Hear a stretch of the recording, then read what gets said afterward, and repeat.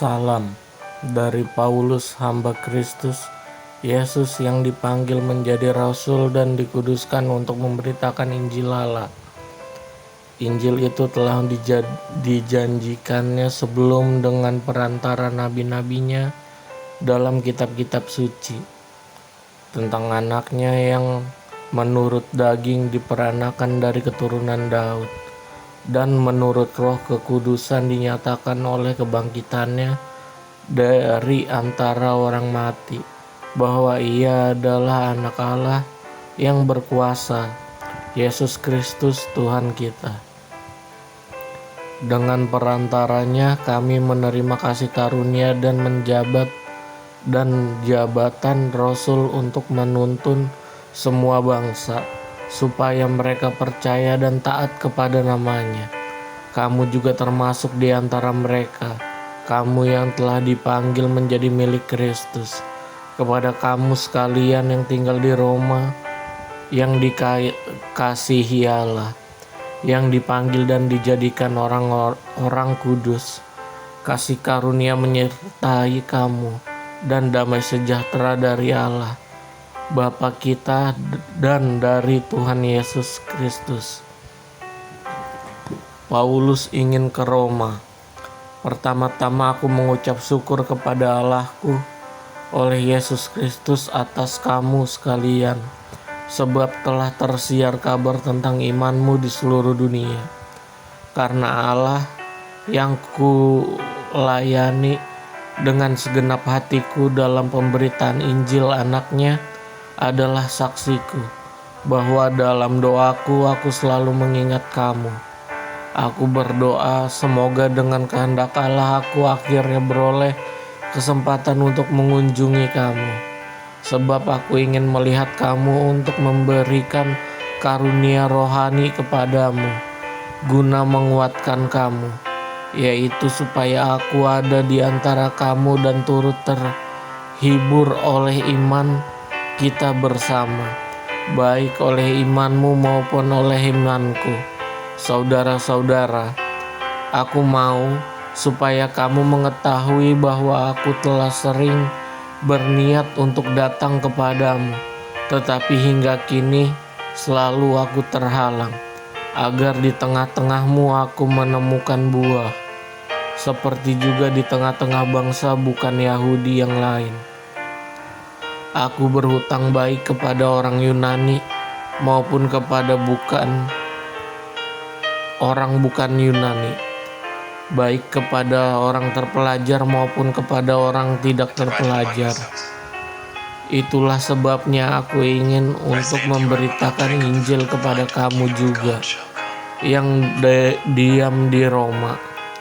Injil itu kekuatan Allah, sebab aku mempunyai keyakinan yang kokoh dalam Injil, karena Injil adalah kekuatan Allah yang menyelamatkan setiap orang yang percaya, pertama-tama orang Yahudi, tetapi juga orang Yunani, sebab di dalam nyata kebenaran Allah, dan bertolak dari iman dan memimpin kepada iman, seperti ada tertulis, orang benar akan hidup oleh iman.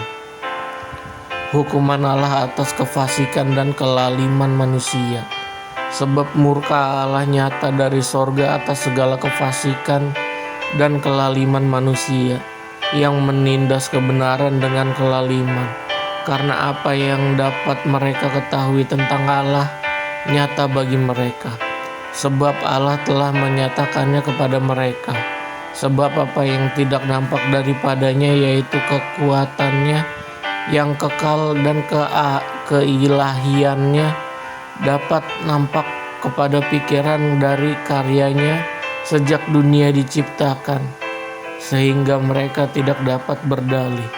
Sebab sekalipun mereka mengenal Allah, mereka tidak memuliakan Dia sebagai Allah atau mengucap syukur kepadanya. Sebaliknya, pikiran mereka menjadi sia-sia dan hati mereka yang bodoh menjadi gelap. Mereka berbuat seolah-olah mereka penuh hikmat, tetapi mereka telah menjadi bodoh. Mereka menggantikan kemuliaan Allah yang tidak fana dengan gambaran yang mirip dengan manusia yang fana, burung-burung, binatang-binatang yang berkaki empat, atau binatang-binatang yang menjalar. Karena itu Allah menyerahkan mereka kepada keinginan hati mereka akan kecemaran sehingga mereka saling mencemarkan tubuh mereka. Sebab mereka menggantikan kebenaran Allah dengan dusta dan memuja dan menyembah makhluk dengan meluapkan penciptanya yang harus dipuji selama-lamanya. Amin. Karena itu Allah menyerahkan mereka kepada hawa nafsu yang memalukan, sebab istri-istri mereka menggantikan persetubuhan yang wajar dengan yang tidak wajar.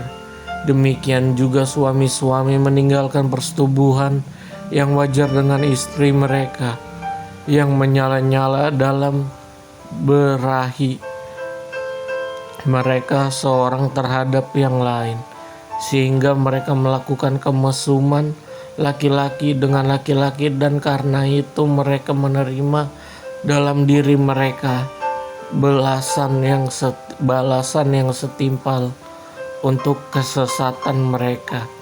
Dan karena mereka tidak merasa perlu untuk mengakui Allah, maka Allah menyerahkan mereka kepada pikiran-pikiran yang terkutuk, sehingga mereka melakukan apa yang tidak pantas, penuh dengan rupa-rupa kelaliman, kejahatan, keserakahan, dan kebusukan, penuh dengan dengki, pembunuhan, perselisihan, tipu muslihat, dan kefasikan. Mereka adalah pengumpat, pemfitnah, pembenci Allah, kurang ajar, congkak, sombong, pandai dalam kejahatan, tidak taat kepada orang tua, tidak berakal, tidak setia, tidak penyayang, tidak mengenal belas kasihan. Sebab walaupun mereka mengetahui tuntutan-tuntutan hukum Allah, yaitu bahwa setiap orang yang melakukan hal-hal demikian patut dihukum mati, mereka bukan saja melakukannya sendiri, tetapi mereka juga setuju dengan mereka yang melakukannya.